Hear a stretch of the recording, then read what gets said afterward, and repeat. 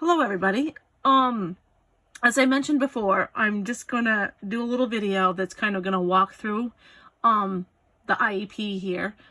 Yes, you can hear me, you can't see me. It's not really possible to switch back and forth. That's kind of what I wanted to do. But, you know, that's okay. So, you know, 5 factors that are important for your IEP or that need to be in your IEP. And I know a lot of you have asked about templates and different styles. You know, if you just use basically the one that I'm talking about here, you're going to be just fine. And it's just, with an IEP, it's more important to make sure you have the components for them because, you know, as I mentioned before, it is a legal document, especially as you get up into, you know, as a student gets older and all those kinds of things. So 5 key factors that need to be in your presentation. The cover page. That is a child and parent information. Super important. That must be in your IEP. Present levels and functional performance page. That's the strengths and weaknesses of the child. That's what is going to help build your IEP. Obviously, it's not, you know, a negative thing, but the weaknesses obviously are kind of what the IEP is built around and what the child needs to work on in order to be, you know, to move up and to, you know, and meet goals and to be where they need to be. Accommodations and modifications. What do they need to get there? That's very important. What is the school going to do to accommodate and so that they can have the same access to the education and modify things so that it's reasonable for them.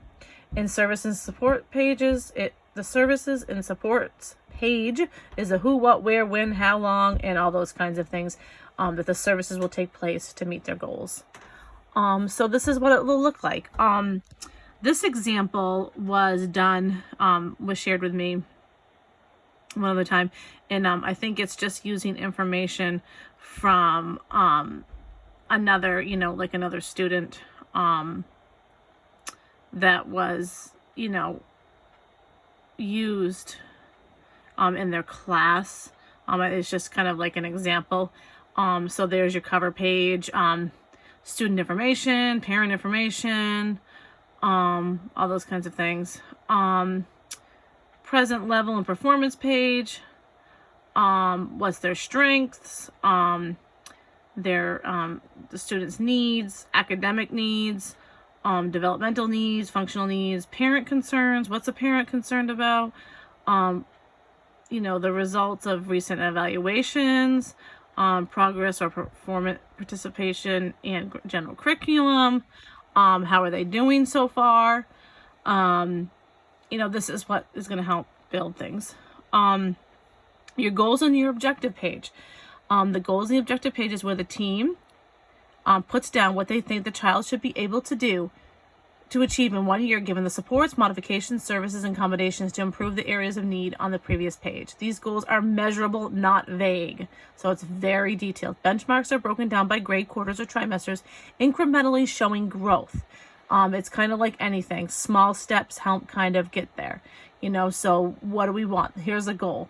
You know, this one is about behavioral because behavioral goals are often in IEPs. At this time, Catherine Mary's behavioral outburst prevent her from sitting safely in one place long enough to receive academic instruction, so she is below grade level in all academic areas. What is her present level of functional performance? Catherine Mary will not shout, throw things, and run around the room. What's a goal to help meet that? By the end of the IEP year, giving direct instruction and modeling by the behavior specialist on how to sit at a learning center table appropriately, Catherine Mary will sit in her seat for 5 consecutive minutes during the instruction as measured by a paraprofessional and reported in her daily log. So it's broken down incrementally, usually like at every 3-month mark. And it says, you know, by October 2020, she'll sit for 1 minute. By January 2021, 2.5 minutes. And by April of 2021, when a whole year has gone by, hopefully the 5-minute goal has been met. You know, and here's accommodation and modification page. I'm just going to hold this here and you can read through. Provide safe space for outbursts. Provide positive behavior charts with rewards.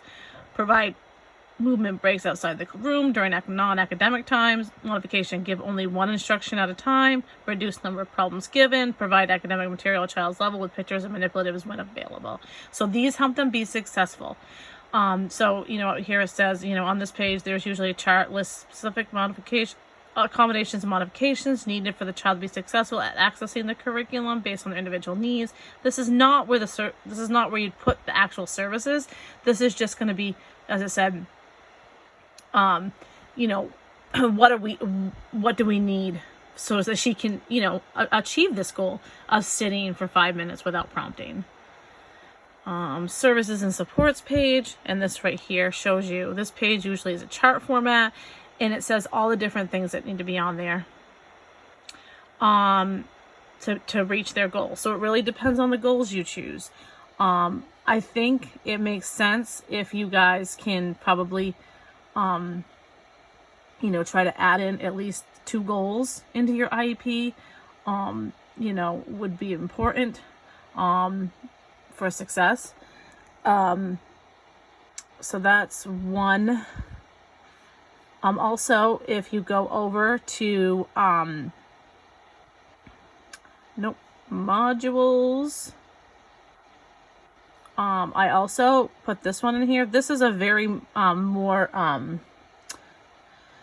extensive IEP. It's actually kind of the one that you would, that I actually had to create for my college classes. And it just shows you more information. I wouldn't suggest using this example unless you have already, but it's just gives you another idea of kind of what they're looking for. And this is just a blank text. It's very, very in depth. This looks like it's, and this is the same thing about the measurable goals. So yeah, so that's kind of all of it in a nutshell. If you have any other questions or anything, we'll be meeting online tonight, but I wanted to do this video, so maybe it will be more helpful in terms of the step-by-step, but just reach out to me if you have any other questions, and we'll go from there. Alrighty, I will see you tonight. Thanks, bye.